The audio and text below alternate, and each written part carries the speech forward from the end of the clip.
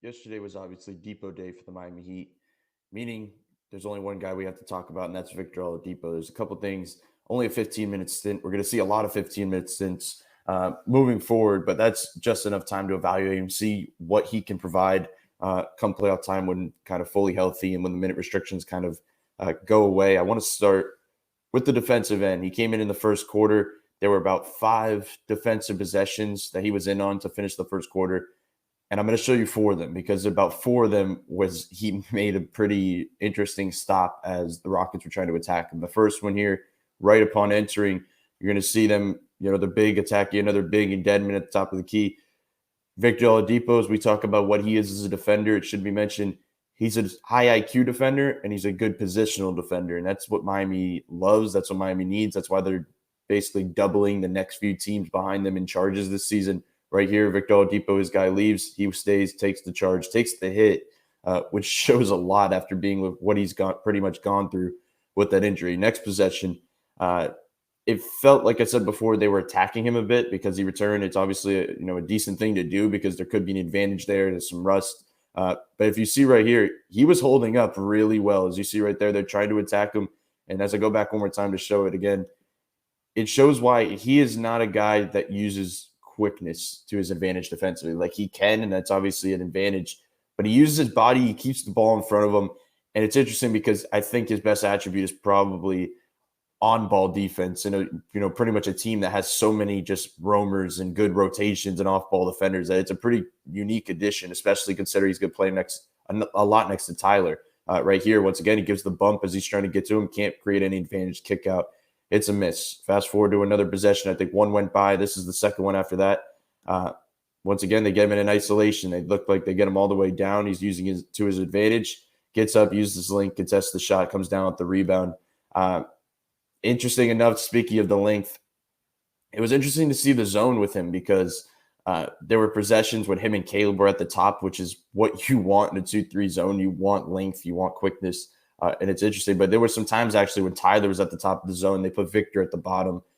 I don't know if I love that as much. I think they're just trying to create some things, figure out some things. But I think when it comes down to if they go zone in a playoff series, you're going to see Victor Oladipo and Caleb Martin at the top of that zone. Another one right here. He uses his body to his advantage, keeps the ball in front of him to finish the first quarter, ends up to a corner kick out, and he misses. It just may not seem that major because it's not as fun as the 2 charges drawn. But seeing him come immediately right back and make 4 kind of stops and not letting guys on the ball take advantage of him to finish a first quarter in his first, actual NBA stint in quite some time, that speaks volume because I feel like the offensive stuff, there could have been rust there. There wasn't.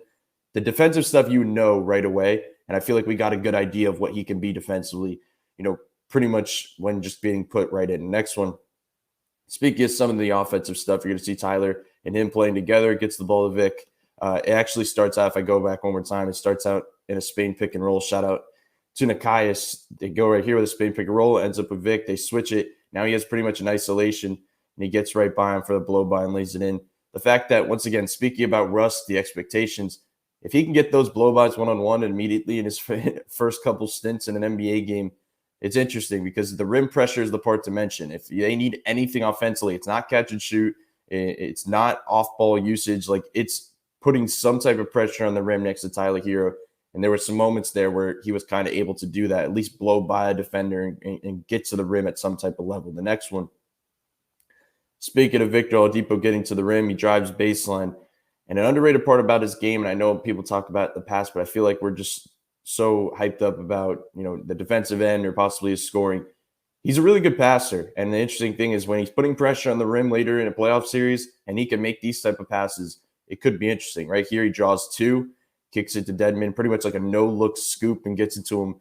It's interesting because I feel like, we're going to see a lot more of Vic. We're going to see a lot more of Vic and Bam. We're going to see a lot more of him in a lot of combinations. But when you can get put in these movement lineups where it's just total mobility, and you have, maybe a Kyle, maybe a Vic, obviously a Jimmy, a Bam, that's a lot of, defensive guys, but it's also a lot of playmakers. That's a lot of guys that are unselfish, give the ball up and can move around.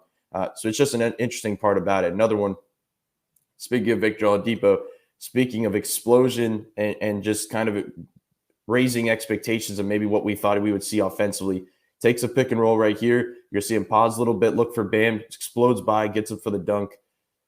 That is, obviously that's a highlight, but that's something interesting that once again, he can blow by these individual guys immediately. So if I could go back one more time and show it, if this guy, he's pretty square right in front of him, is he going to take it into the chest of him?